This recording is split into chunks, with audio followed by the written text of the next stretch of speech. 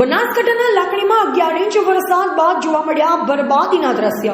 લાકડી તાલુકાના કુડા, મોરાલ, દેતાલ, ડુવા ગામમાં મોટાભાગના ખેતરો ધોવાણા। ખેતરોનું ધોવાણ થતાં મગફળીનું વાવેતર પાણીમાં તણાયું। કુડા ગામમાં રસ્તા ધોવાતા સ્થાનિકોને પડી હાલાકી। મોરાલ ગામમાં ખેતરોમાં ભરાયા પાણી। ખેતરોમાં વસતા ખેડૂતના પરિવારોની હાલત કફોડી।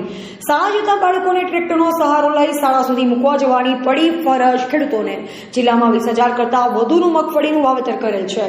બનાસકાંઠાના લાકડીમાં 11 ઇંચ વરસાદ બાદ જોવા મળ્યા બરબાદીના દ્રશ્ય।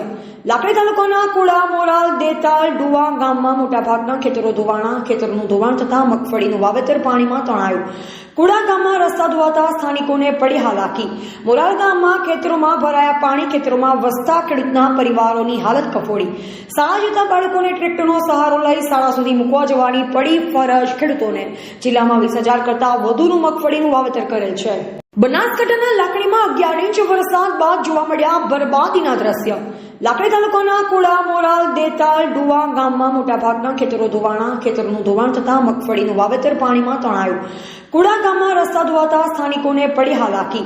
મોરાલ ગામમાં ખેતરોમાં ભરાયા પાણી। ખેતરોમાં વસતા ખેડૂતના પરિવારોની હાલત કફોડી।